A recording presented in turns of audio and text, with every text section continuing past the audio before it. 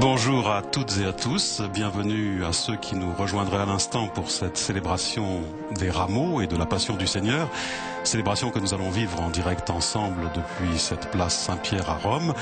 Vous voyez cette foule innombrable en cette journée un peu automnale, parce que évidemment le temps est couvert. Cette foule innombrable parmi laquelle, nous voyons de nombreux jeunes qui portent des palmes ce matin, des jeunes dont la présence nous rappelle que ce dimanche est également journée mondiale de la jeunesse, une journée mondiale de la jeunesse qui est célébrée, vous le savez, au niveau diocésain, dans les diocèses du monde entier, à l'invitation du pape Benoît XVI, en attendant le prochain grand rendez-vous avec lui à Rio durant l'été 2013.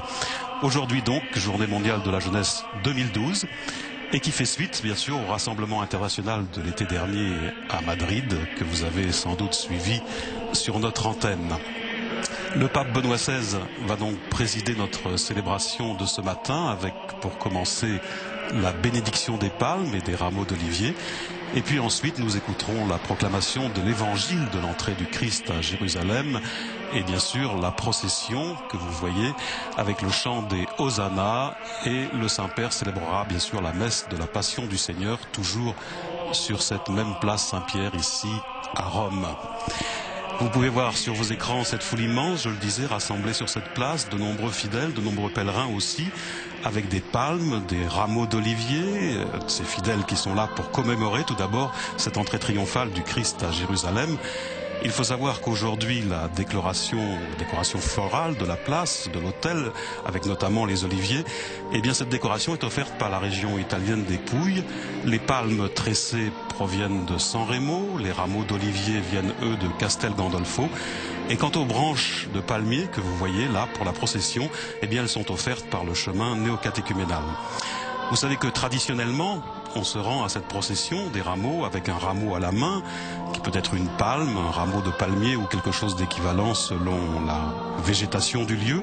Très souvent, en effet, il s'agit d'un rameau de buis ou de laurier. Et enfin, rappelons que dans les campagnes, la tradition veut que l'on décore également les croix des carrefours et des cimetières avec des rameaux. Et ces croix qui portent alors le nom de croix hosannière en référence à ce chant de procession, le chant du Hosanna. Et ces rameaux sont conservés bien sûr toute l'année et brûlés ensuite à l'entrée en carême et fournissent donc les cendres du mercredi du même nom, le mercredi des cendres.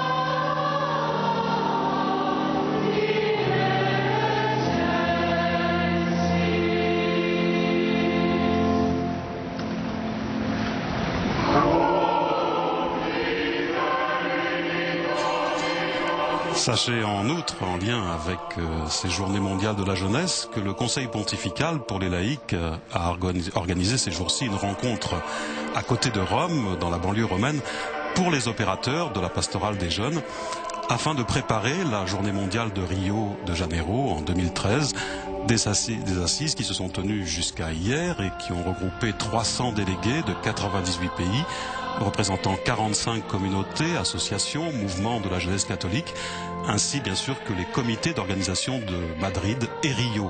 Des travaux conduits par le cardinal Stanislav Rico, président du Dicaster, le cardinal Maria Rouco Varela, archevêque de Madrid, monsieur Iago de la Cierva, directeur exécutif de la JMJ de Madrid, l'abbé Gregorio Roldan, secrétaire général, Et puis bien sûr, en vue du rassemblement même de Rio, participait également Monseigneur Orani Rao Tempesta, archevêque de Rio, le président de la commission épiscopale pour la jeunesse, Monseigneur Eduardo Pinheiro da Silva, et le responsable jeunesse de la conférence épiscopale brésilienne, l'abbé Carlos Savio, Monseigneur Joseph Cordes, et enfin le père Fabio Attar, conseiller général des Salésiens pour la pastorale de la jeunesse.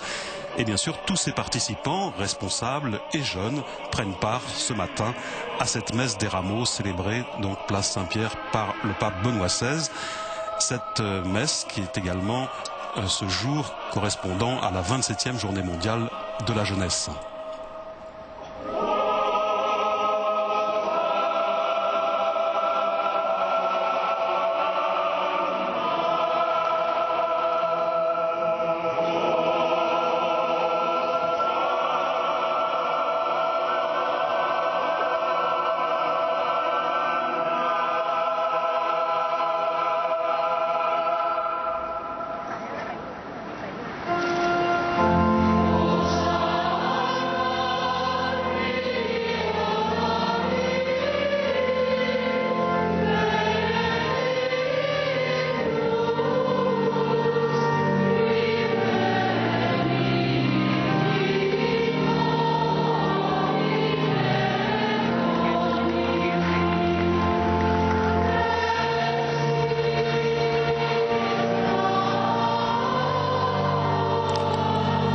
Sachez également que c'est Monseigneur Frissina qui dirige le chœur de Rome et la chapelle Sixtine. Et puis, bien sûr, avec ce chant des Hosanna durant cette procession, nous faisons, je vous le disais, mémoire de l'entrée messianique du Christ à Jérusalem.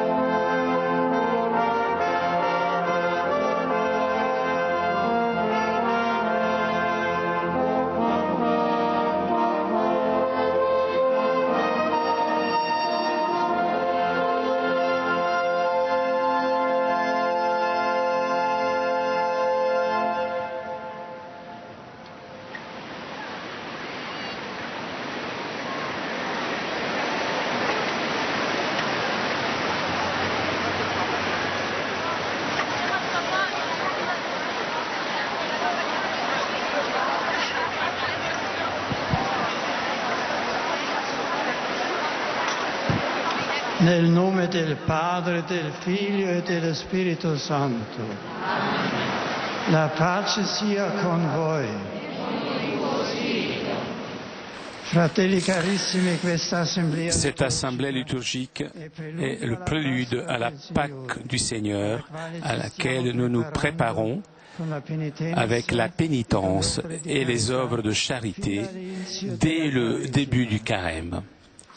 Jésus rentre en Jérusalem pour accomplir le mystère de sa mort et sa résurrection.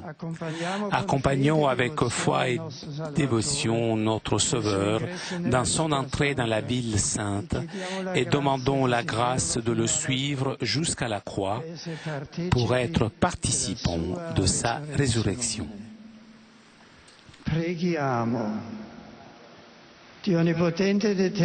Dieu tout-puissant et éternel, bénis ces rameaux et accorde à nous, tes fidèles, qui accompagnons, exultons le Christ, notre Roi et Seigneur, d'arriver avec lui à la Jérusalem du ciel.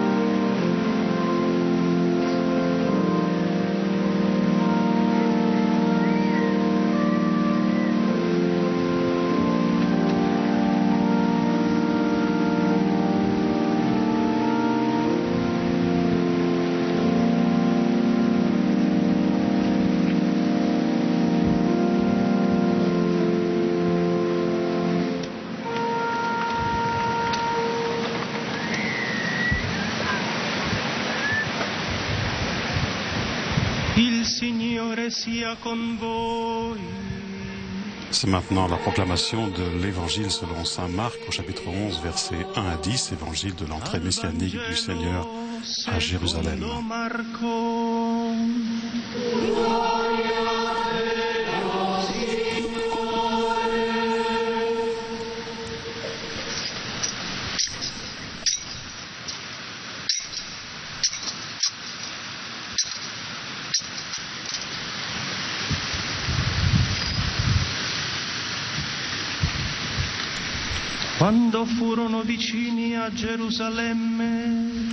Quelques jours avant la fête de la Pâque, Jésus et ses disciples approchent de Jérusalem, de Bethphagée et de Béthanie, près du mont des Oliviers.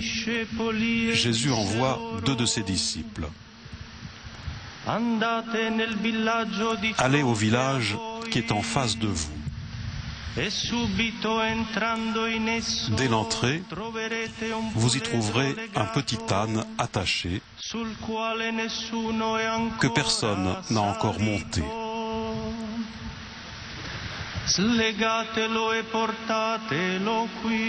Détachez-le et amenez-le. Si l'on vous demande « Que faites-vous là ?», répondez « Le Seigneur en a besoin. Il vous le renverra aussitôt. »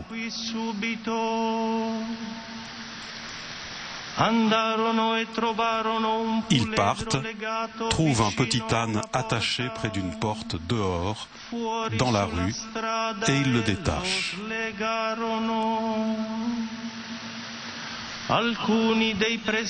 Des gens qui se trouvaient là leur demandaient: qu'avez-vous à détacher cet ânon?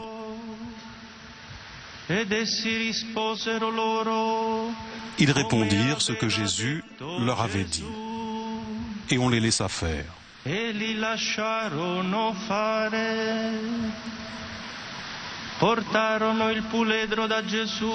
Ils amènent le petit âne à Jésus, le couvrent de leur manteau, et Jésus s'assoit dessus.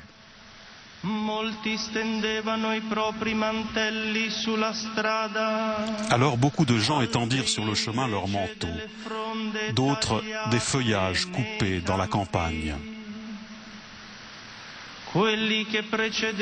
Ceux qui marchaient devant et ceux qui suivaient criaient: Hosanna, béni soit celui qui vient au nom du Seigneur.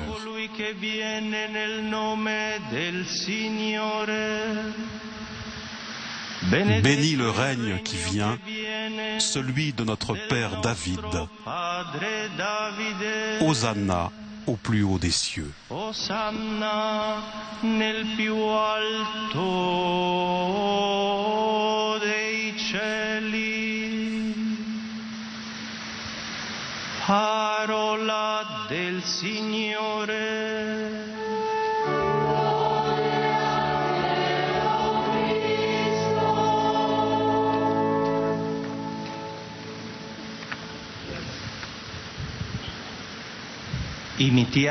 Imitons, très chers frères, les foules de Jérusalem qui acclamaient Jésus, Roi et Seigneur, et avançons en paix.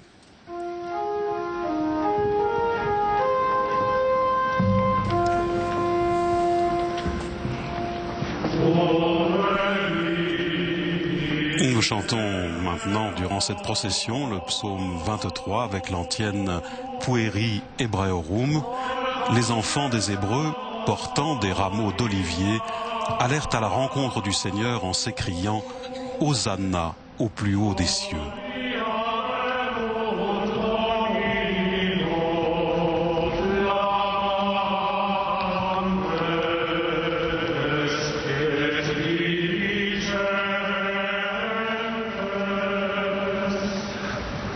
Oh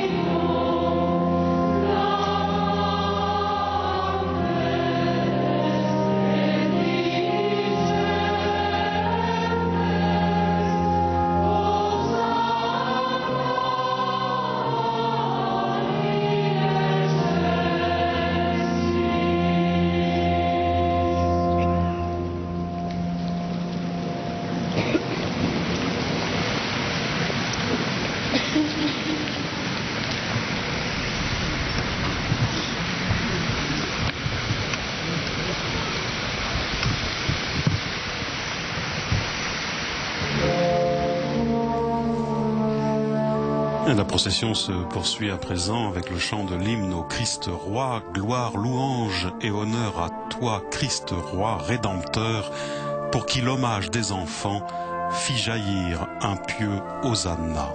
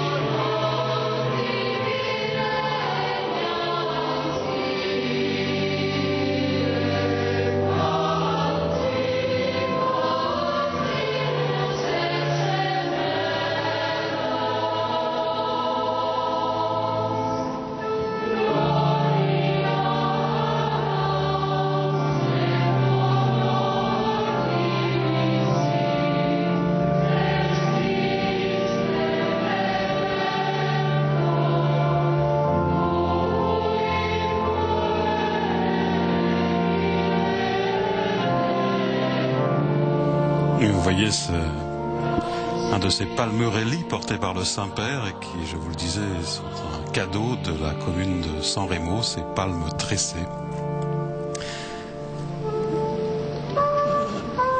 Et après ce rappel de l'entrée triomphale du Christ à Jérusalem, dans un instant, nous vous le disions, à l'issue de cette procession, eh bien, nous entrerons dans les liturgies de la messe de la Passion, faisant mémoire alors du Christ humilié, banni, rejeté, le Christ serviteur souffrant, rédempteur de tous les hommes.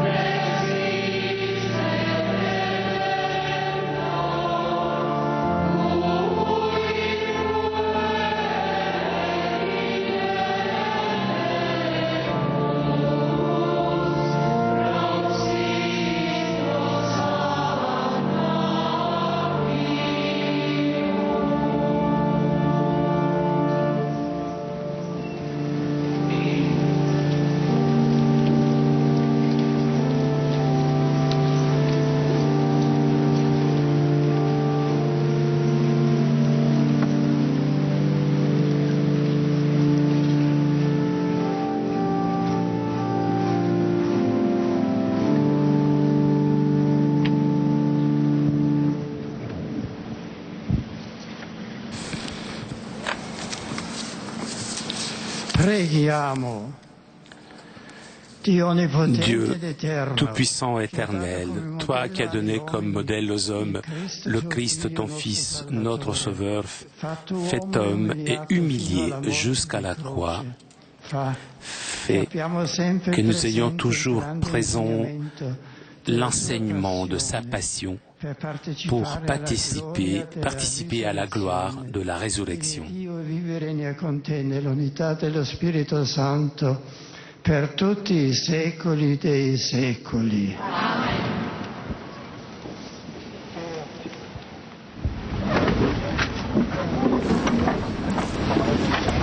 Et nous entrons dans le temps de la liturgie de la parole, en cette messe de la Passion du Seigneur, avec la première lecture tirée du livre d'Isaïe, et qui va être proclamée en anglais. A reading from the prophet Isaiah.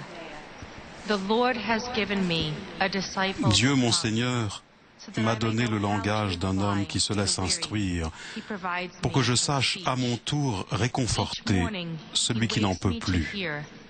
La parole me réveille chaque matin. Chaque matin, elle me réveille pour que j'écoute, comme celui qui se laisse instruire. Le Seigneur Dieu m'a ouvert l'oreille et moi, je ne me suis pas révolté, je ne me suis pas dérobé.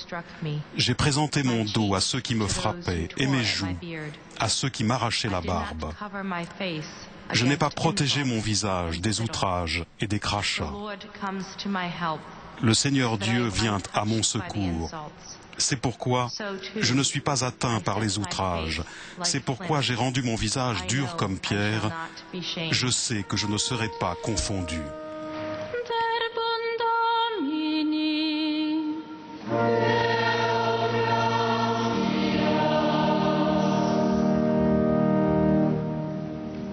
Et nous répondons avec le chant du psaume 21. Tous ceux qui me voient me bafouent, ils ricanent et hochent la tête. Il comptait sur le Seigneur qu'il le délivre, qu'il le sauve puisqu'il est son ami. Des chiens me cernent, une bande de vauriens m'entoure, ils me percent les mains et les pieds, je peux compter tous mes os.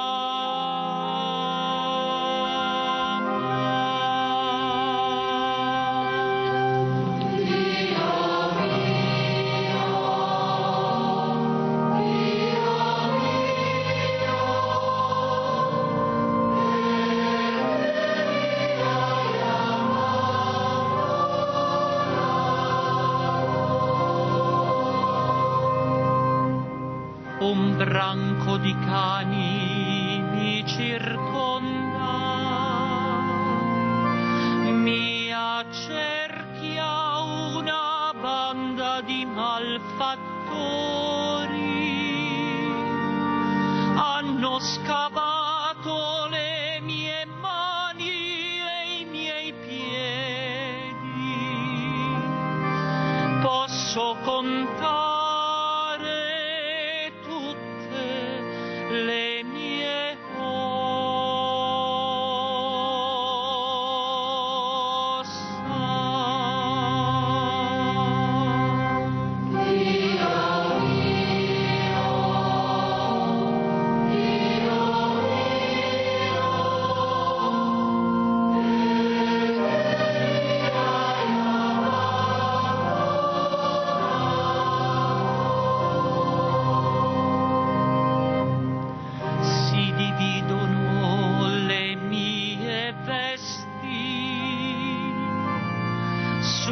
mia tunica gettano la sorte, ma tu, Signore, non stare lontano. Mia forza, vieni presto in mio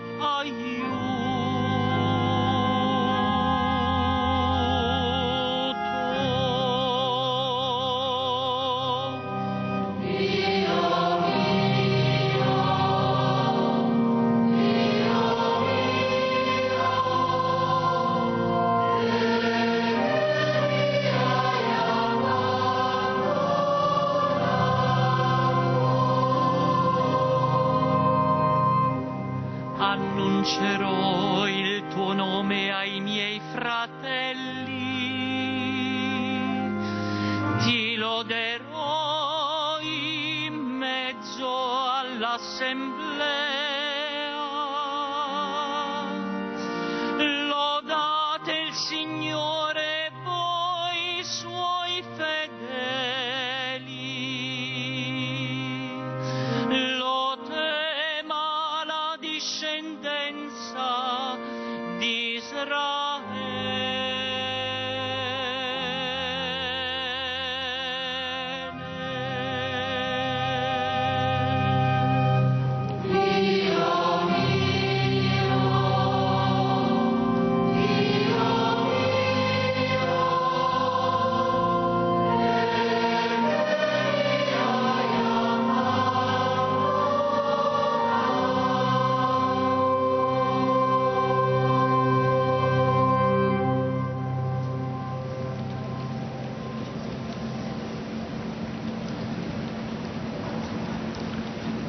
Leitura da Epístola do Apóstolo De São la Paulo lettre de aos Saint Paul Filipenses. apôtre aux Philippiens. Cristo Jesus, que era de condição Le divina, Christ Jésus, não se valeu da sua lui igualdade qui com était Deus, dans la condition de mas Dieu, aniquilou-se a si próprio, n'a pas jugé bon de revendiquer son droit d'être traité à l'égal de Dieu. aos homens. Aparecendo como Mais au homem, contraire, tornou-se ainda mais, il se dépouilla lui-même en obedecendo prenant la até à condition de morte, e morte serviteur. de cruz. Por isso, Deus Devenu exaltou, semblable aux hommes lhe et deu reconnu nome comme que un está homme acima à de son todos os comportement, nomes, para que ao nome il de s'est abaissé Jesus, lui-même todos se en ajoelhem, devenant no obéissant céu, jusqu'à na terra mourir e nos abismos. et à mourir sur une Toda a croix. língua proclame que Jesus Cristo é o Senhor. C'est pourquoi Dieu l'a élevé au-dessus de tout. Il lui a conféré le nom qui surpasse tous les noms, afin qu'au nom de Jésus, aux cieux, sur terre et dans l'abîme, tout être vivant tombe à genoux et que toute langue proclame Jésus-Christ est le Seigneur, pour la gloire de Dieu le Père.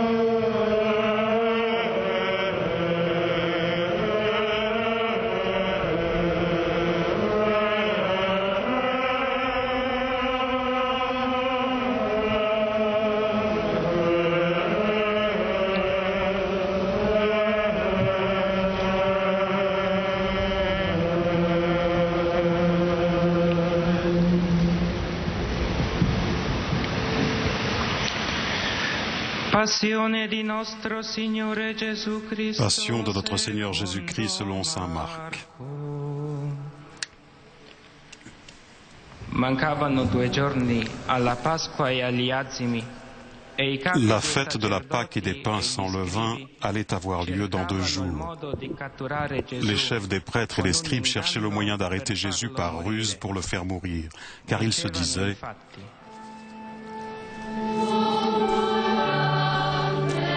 pas en pleine fête pour éviter une émeute dans le peuple.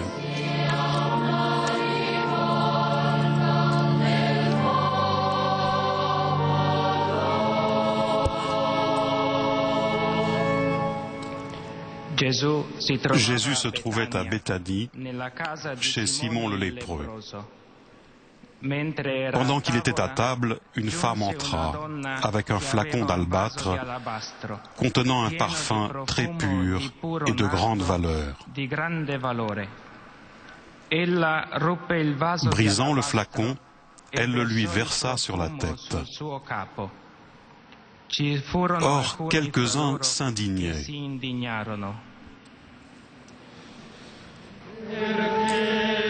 À quoi bon gaspiller ce parfum? On aurait pu le vendre pour plus de 300 pièces d'argent et en faire don aux pauvres.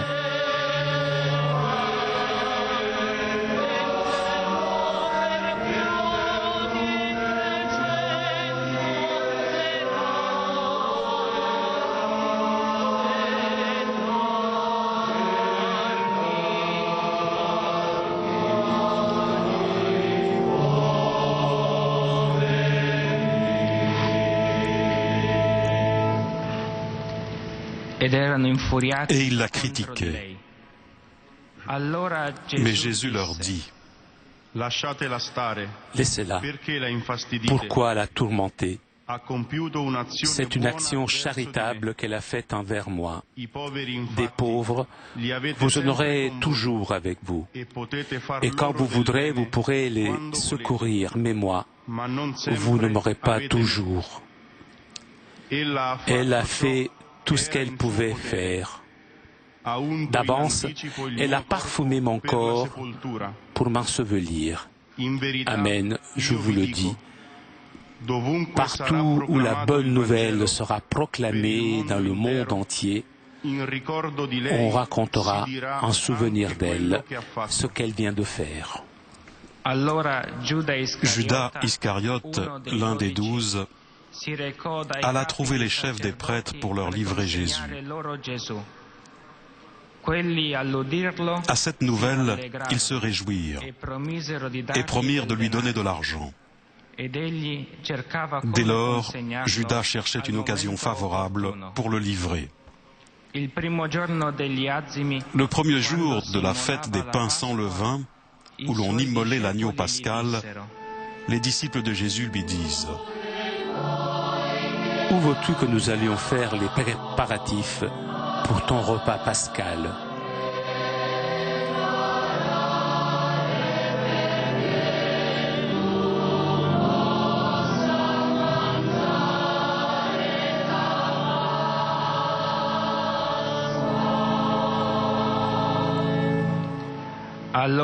il envoie 2 disciples.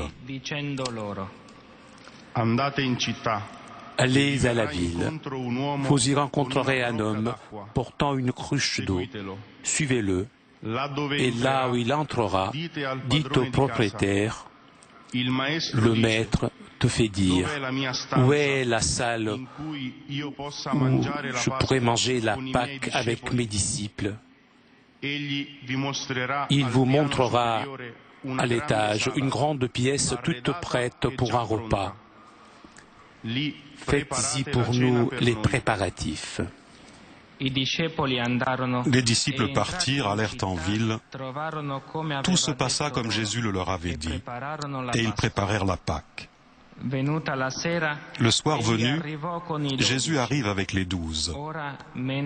Pendant qu'ils étaient à table et mangeaient, Jésus leur déclara, « Amen, je vous le dis, l'un de vous qui mange avec moi va me livrer. » Ils devinrent tout tristes, et ils lui demandaient l'un après l'autre, « Serait-ce moi ? »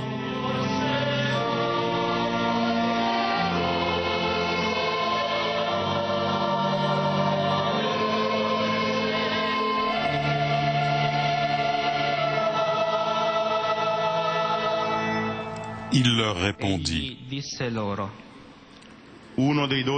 c'est l'un des 12 qui se sert au même plat que moi. Le Fils de l'homme s'en va, comme il est écrit à son sujet. Mais malheureux celui qui le livre. Il vaudrait mieux pour lui qu'il ne soit pas né.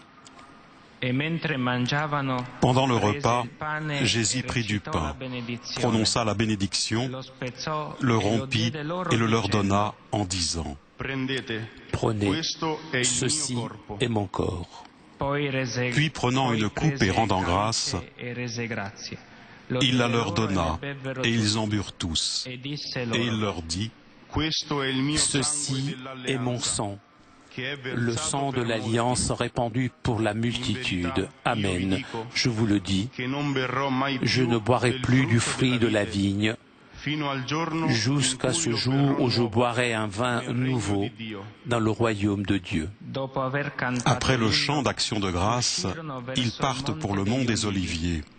Jésus leur dit, «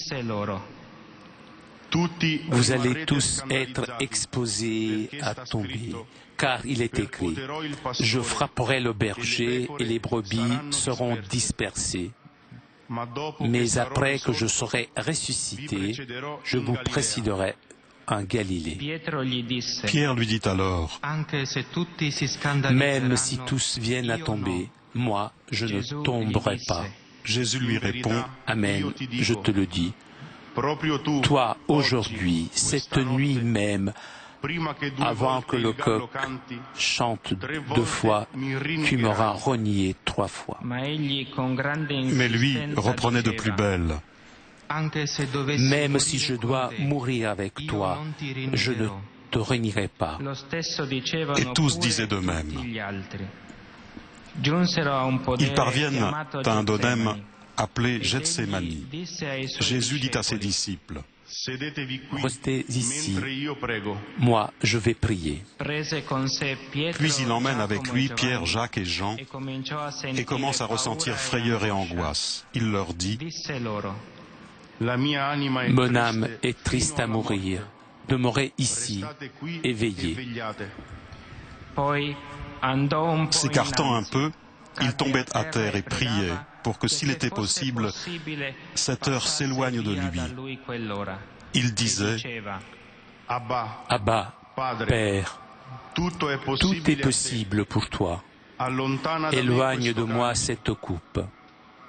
Cependant, non pas ce que je veux, mais ce que tu veux. » Puis il revient et trouve les disciples endormis. Il dit à Pierre, « Simon, tu dors? Tu n'as pas eu la force de veiller 1 heure. Veillez et priez pour ne pas entrer en tentation.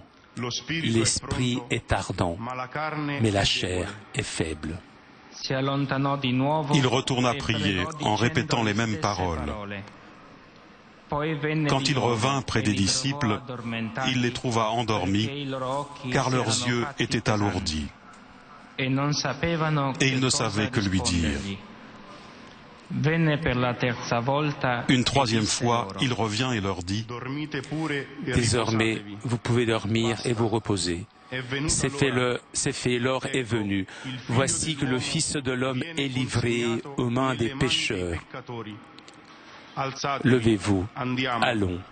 Le voici tout proche, celui qui me livre. » Jésus parlait encore quand Judas, l'un des 12, arriva avec une bande armée d'épées et de bâtons, envoyée par les chefs des prêtres, les scribes et les anciens. Or le traître leur avait donné un signe convenu. Celui que j'embrasserai, c'est lui. Arrêtez-le et emmenez-le sous la bonne garde. À peine arrivé, Judas, s'approchant de Jésus, lui dit « Rabbi » et il l'embrassa. Les autres lui mirent la main dessus et l'arrêtèrent. Un de ceux qui étaient là tira son épée, frappa le serviteur du grand prêtre et lui trancha l'oreille. Alors Jésus leur déclara, « Suis-je donc un bandit pour que vous soyez venus m'arrêter avec des épées et des bâtons? Chaque jour, j'étais parmi vous dans le temple où j'enseignais et vous ne m'avez pas arrêté. Mais il faut que les Écritures s'accomplissent. » Les disciples l'abandonnèrent et s'enfuirent tous. Or, un jeune homme suivait Jésus. Il n'avait pour vêtement qu'un drap. On le saisit, mais lui, lâchant le drap, se sauva tout nu. Ils emmenèrent Jésus chez le grand prêtre, et tous les chefs des prêtres, les anciens et les scribes se rassemblent. Pierre avait suivi Jésus de loin, jusqu'à l'intérieur du palais du grand prêtre. Et là, assis parmi les gardes, il se chauffait près du feu. Les chefs des prêtres et tout le grand conseil cherchaient un témoignage contre Jésus pour le faire condamner à mort. Et ils n'en trouvaient pas. De fait, plusieurs portaient de faux témoignages contre Jésus.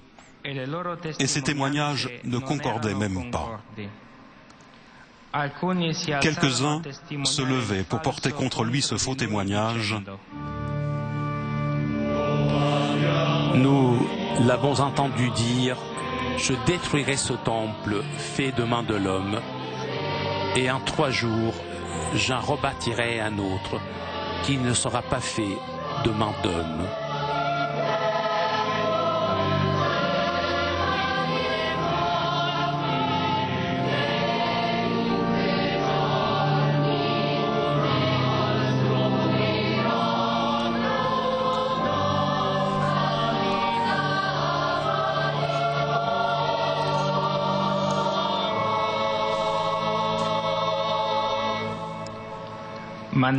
Et même sur ce point, ils n'étaient pas d'accord. Alors le grand prêtre se leva devant l'assemblée et interrogea Jésus. Tu ne réponds rien à ce que ces gens déposent contre toi? Mais lui gardait le silence et il ne répondait rien. Le grand prêtre l'interroge à nouveau. Es-tu le Messie, le Fils du Dieu béni? Jésus lui dit, Je le suis, et vous verrez le Fils de l'homme siéger à la droite du Tout-Puissant et venir parmi les nuées du ciel. Alors le grand prêtre déchire ses vêtements et dit, Pourquoi nous faut-il encore des témoins? Vous avez entendu le blasphème. Quel est votre avis? Tous prononcèrent qu'il méritait la mort. Quelques-uns se mirent à cracher sur lui, couvrir son visage d'un voile et le rouèrent de coups en disant Fais le prophète.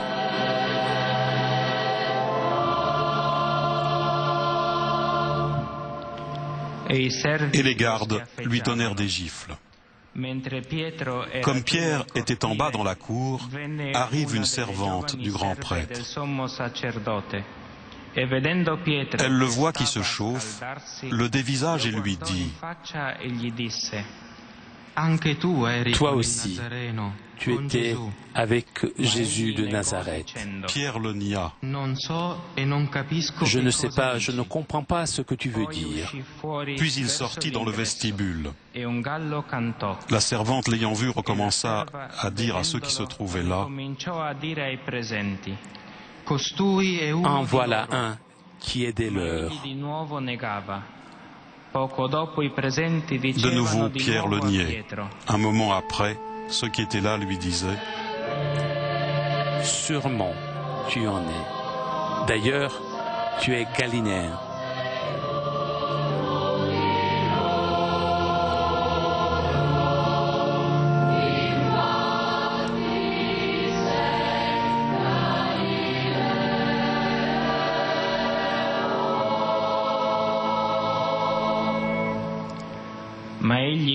Alors il se mit à jurer, en appelant sur lui la malédiction.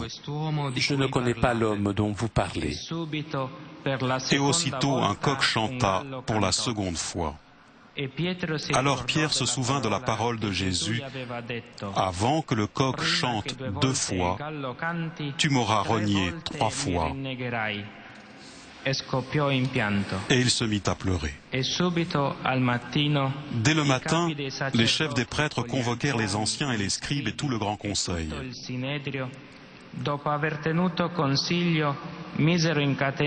Puis ils enchaînèrent Jésus et l'emmenèrent pour le livrer à Pilate.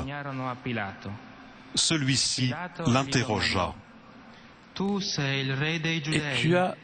Es-tu le roi des Juifs? Jésus répond: C'est toi qui le dis. Les chefs des prêtres multipliaient contre lui les accusations.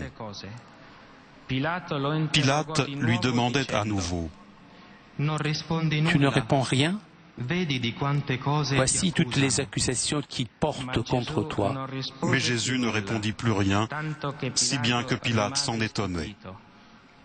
À chaque fête de Pâques, il relâchait un prisonnier, celui que la foule demandait.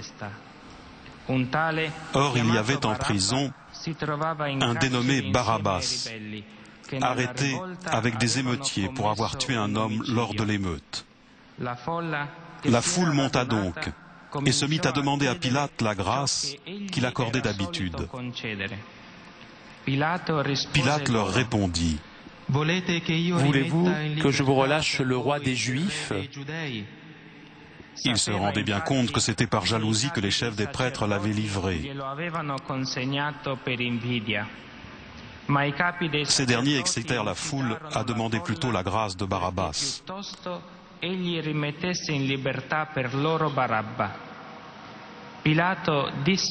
Et comme Pilate reprenait: Que ferai-je donc de celui que vous appelez le roi des Juifs?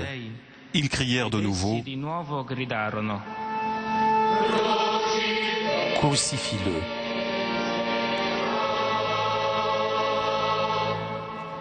Pilate leur disait: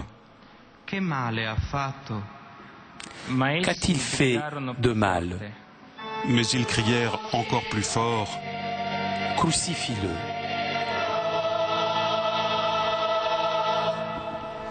Pilate,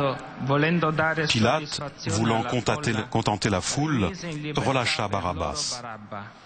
Et après avoir fait flageller Jésus, il le livra pour qu'il soit crucifié.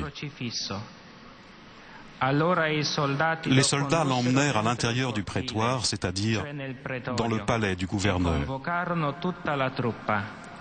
Ils appelèrent toute la garde. Ils lui mettent un manteau rouge et lui posent sur la tête une couronne d'épines qu'ils ont tressée. Puis ils se mirent à lui faire des révérences. Salut, roi des Juifs.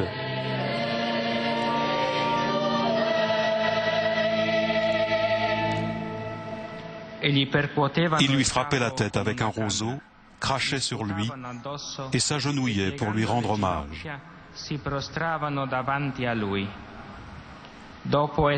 Quand ils se furent bien moqués de lui, ils lui ôtèrent le manteau rouge et lui remirent ses vêtements.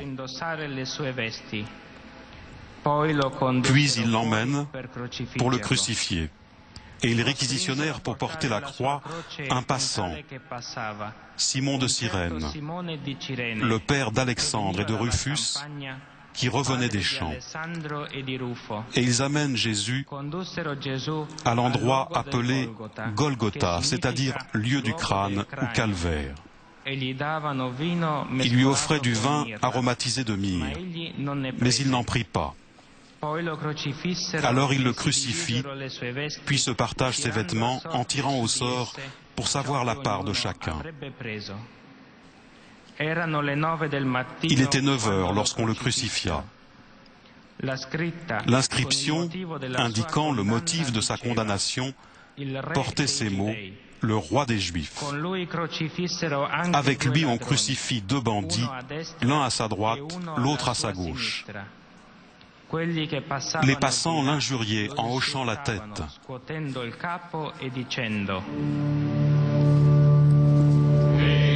Hé, toi qui détruis le temple et le rebâtis en 3 jours, sauve-toi toi-même, descends de la croix.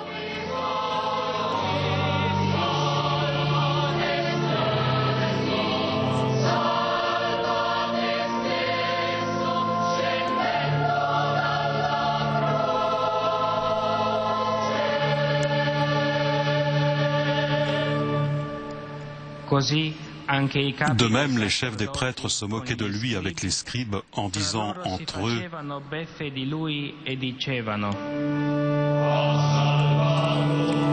Il en a sauvé d'autres, et il ne peut pas se sauver lui-même. Que le Messie, le roi d'Israël, descende maintenant de la croix. Alors nous verrons et nous croirons.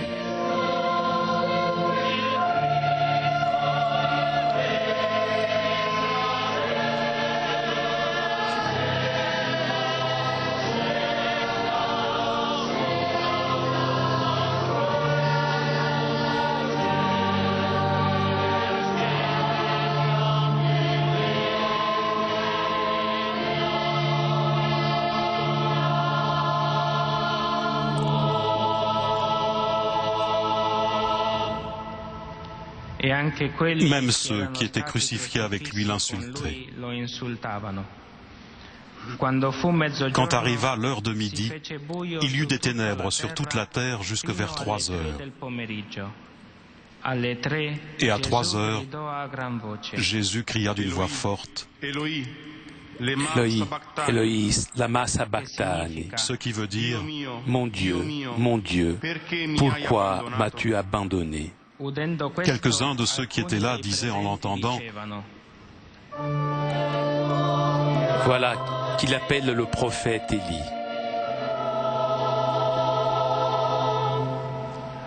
L'un d'eux courut tremper une éponge dans une boisson vinaigrée. Il la mit au bout d'un roseau et il lui donnait à boire en disant: Attendez, nous verrons bien si Élie vient le descendre de là. Mais Jésus, poussant un grand cri, expira.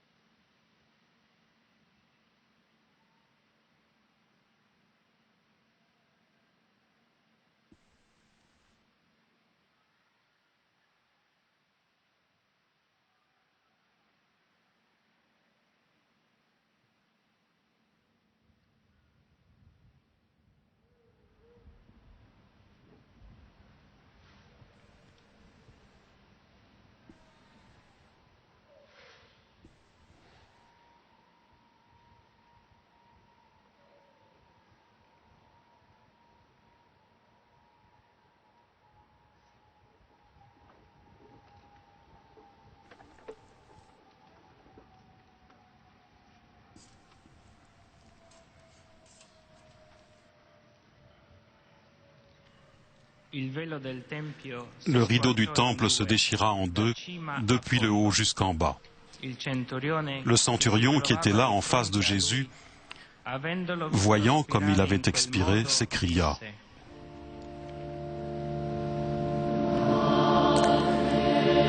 Vraiment, cet homme était le Fils de Dieu.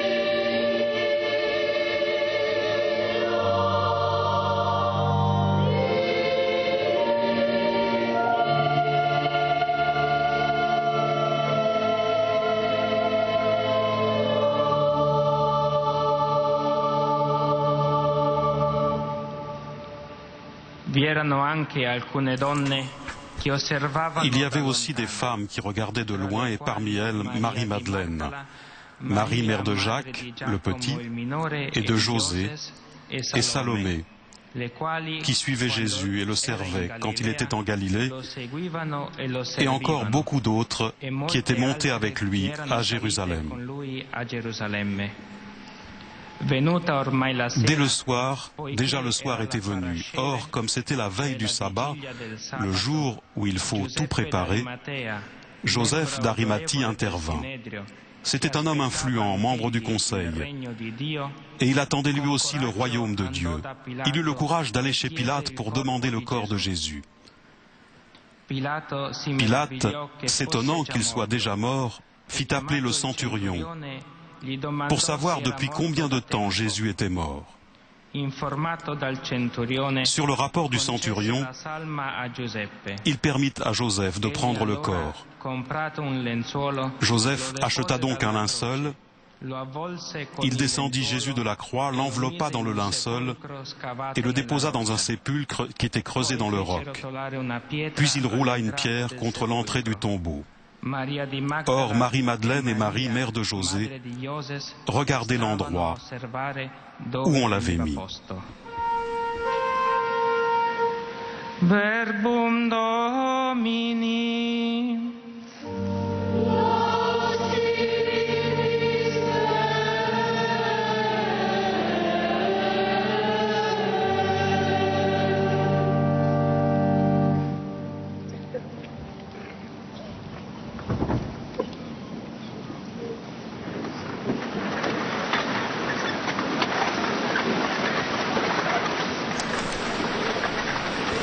Le Saint-Père Benoît XVI va maintenant nous donner l'homélie en ce jour. Nous faisons mémoire de l'entrée triomphale du Christ à Jérusalem et de sa passion.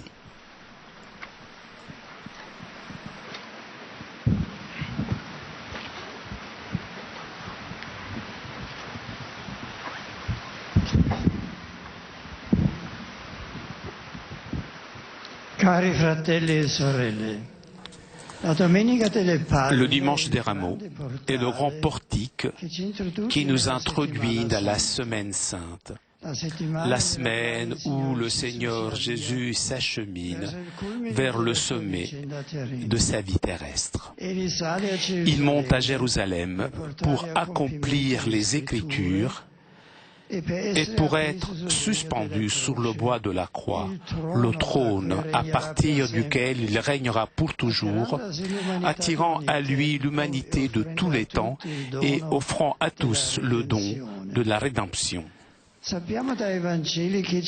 Des évangiles, nous savons que Jésus s'était mis en route vers Jérusalem et avec les 12, et que peu à peu s'était joint à eux une foule grandissante de pèlerins.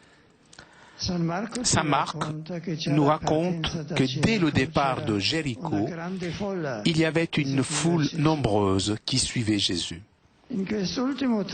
Dans cette dernière étape du parcours, on constate un événement particulier qui augmente l'attente de ce qui arrivera, de telle sorte que l'attention se concentre encore plus sur Jésus. Au bord de la route, à la sortie de Jéricho, était assis en train de mendier un aveugle du nom de Bartimée. À peine entend-il dire qu'arrivait Jésus de Nazareth, qui se met à crier « Jésus, fils de David, aie pitié de moi !» On cherche à le faire taire, mais en vain, jusqu'à ce que Jésus le fasse appeler et il l'invite à s'approcher de lui. « Que veux-tu que je fasse pour toi ?» lui demande Jésus. Et il répond « Rabouni, que je vois de nouveau. » Jésus répond « Va, ta foi t'a sauvé. » Bartimée retrouva la vue et se mit à suivre Jésus sur la route. Et après ce signe prodigieux, accompagné par l'invocation « Fils de David », voici qu'un frémissement d'espérance messianique traverse la foule, faisant naître chez beaucoup de personnes une question. Ce Jésus qui marchait devant eux vers Jérusalem, était-il peut-être le Messie, le nouveau David ? Et avec son entrée désormais imminente dans la ville sainte, le temps où Dieu aurait finalement restauré le règne davidique serait-il arrivé ? La préparation de son entrée que Jésus fait avec ses disciples contribue à faire grandir cette espérance. Comme nous l'avons entendu dans l'évangile d'aujourd'hui, Jésus arrive à Jérusalem de Bethphagée et du mont des Oliviers, c'est-à-dire par la route par laquelle aurait dû venir le Messie. De là, il envoie 2 disciples avec l'ordre de lui amener un petit âne qu'ils auraient trouvé au bord de la route. Ils trouvèrent effectivement le petit âne, le détachèrent et l'amenèrent à Jésus. À ce moment, l'esprit des disciples et aussi des autres pèlerins déborde d'enthousiasme. Les uns prennent leurs manteaux et les mettent sous les petits ânes, les autres les étendent sur le chemin devant Jésus qui avance assis sur l'âne. Il coupe ensuite des branches d'arbres et il commence à clamer des paroles, psaume 118, d'antiques paroles de bénédiction des pèlerins qui deviennent, dans ce contexte, une proclamation messianique. Hosanna, béni soit celui qui vient au nom du Seigneur. Béni le règne qui vient, celui de notre Père David. Hosanna au plus haut des cieux. Cette joyeuse acclamation transmise par les 4 évangélistes est un cri de bénédiction, un hymne d'allégresse. Elle exprime la conviction commune qu'en Jésus, Dieu a visité son peuple et que le Messie attendu est finalement venu. Et tous sont là, animés par l'attente croissante de l'œuvre que le Christ accomplira une fois qu'il rentrera dans sa ville. Mais quel est le contenu, la résonance la plus profonde de ce cri de joie ? La réponse nous est donnée par toute l'Écriture qui nous rappelle que le Messie accomplit la promesse de bénédiction de Dieu, la promesse des origines que Dieu avait faite à Abraham, le père de tous les croyants. Je ferai de toi une grande nation, je te bénirai, et en toi seront bénies toutes les familles de la terre. C'est la promesse qu'Israël avait toujours gardée vivante dans la prière, particulièrement dans celle des psaumes. C'est pourquoi celui qui est acclamé par la foule comme le béni est en même temps celui en qui sera bénie toute l'humanité. Dans la lumière du Christ, l'humanité se reconnaît ainsi profondément unie et comme recouverte par le manteau de la bénédiction divine, une bénédiction qui pénètre tout, soutient tout, rachète tout, sanctifie tout. Nous pouvons découvrir ici un premier grand message qui nous arrive de la festivité d'aujourd'hui, l'invitation à avoir le juste regard sur l'humanité entière, sur les gens qui forment le monde, sur les diverses cultures et civilisations. Le regard que le croyant reçoit du Christ est le regard de la bénédiction. Un regard sage et aimant, capable de saisir la beauté du monde et d'y compatir à sa fragilité. Dans ce regard transparaît le regard même de Dieu sur les hommes qu'il aime et sur la création, œuvre de ses mains. Nous lisons dans le livre de la sagesse, « Seigneur, tu as pitié de tous les hommes, parce que tu peux tout. Tu fermes les yeux sur leurs péchés pour qu'ils se convertissent. Tu aimes en effet tout ce qui existe. Tu n'as de répulsion envers aucune de tes œuvres. Tu épargnes tous les êtres parce qu'ils sont à toi, Maître qui aime la vie. Livre de la sagesse, chapitre 11. Revenons au texte évangélique de ce jour et demandons-nous, qu'y a-t-il réellement dans le cœur de tous ceux qui acclament le Christ comme roi d'Israël? Ils avaient certainement leur idée du Messie, ou une idée de comment devait agir le roi promis par les prophètes et longtemps entendu. Ce n'est pas par hasard que quelques jours après, la foule de Jérusalem, au lieu d'acclamer Jésus, criera à Pilate, « Crucifie-le ». Et les disciples eux-mêmes, ainsi que les autres qui l'avaient vu et écouté, resteront muets et perdus. En effet, la plupart étaient restés déçus par la manière dont Jésus avait décidé de se présenter comme Messie et roi d'Israël. C'est justement en cela que se trouve pour nous aussi le point central de la fête d'aujourd'hui. Pour nous, qui est Jésus de Nazareth? Quelle idée du Messie avons-nous? Quelle idée de Dieu avons-nous? C'est une question cruciale que nous ne pouvons pas éluder, étant donné qu'au cours de cette semaine, nous sommes appelés justement à suivre notre roi qui choisit comme trône la croix.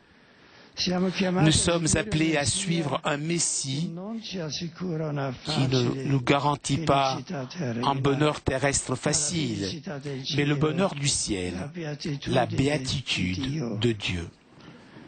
Nous devons alors nous demander quelles sont nos vraies attentes. Quels sont les plus profonds désirs avec lesquels nous sommes venus ici aujourd'hui pour célébrer le dimanche des Rameaux et pour commencer la Semaine Sainte? Chers jeunes, vous qui êtes venus ici, cette journée est particulièrement la vôtre, partout dans le monde où est présente l'Église. Pour cela, je vous salue avec une grande affection. Que le dimanche de Rameaux soit pour vous le jour de la décision d'accueillir le Seigneur et de le suivre jusqu'au bout. La décision de faire de sa Pâque de mort et de résurrection le sens même de votre vie chrétienne. C'est la décision qui conduit à la vraie joie, comme j'ai voulu le rappeler dans le message aux jeunes de cette journée. Soyez toujours dans la joie du Seigneur.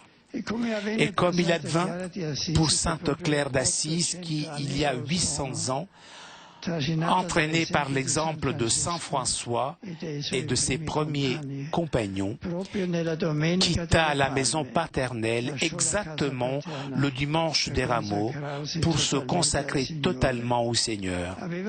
Elle avait 18 ans et elle eut le courage de la foi et de l'amour, le courage de décider pour le Christ, trouvant en lui la joie et la paix.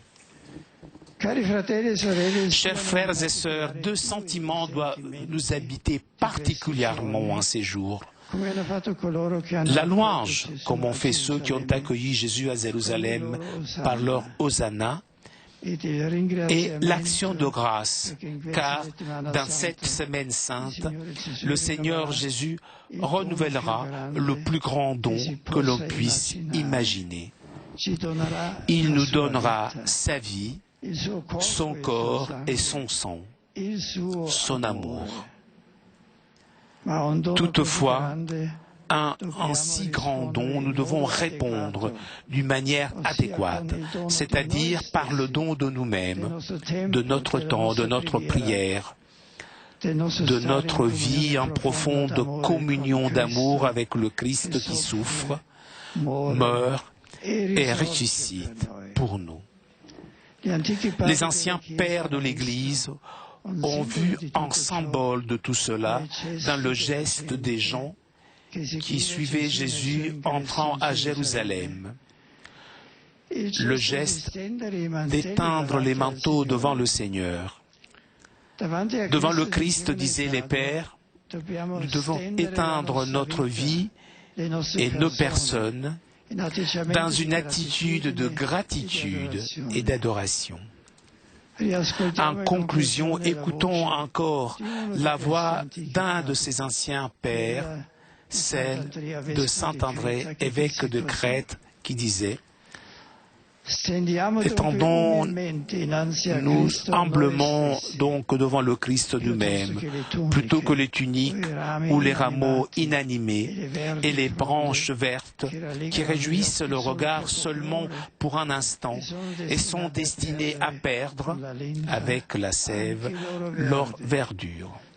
Étendons-nous nous-mêmes revêtus de sa grâce, au mieux de lui-même tout entier, et prosternons-nous à ses pieds comme des tuniques étendues pour pouvoir offrir au vainqueur de la mort non plus des simples rameaux de palme, mais des trophées de victoire.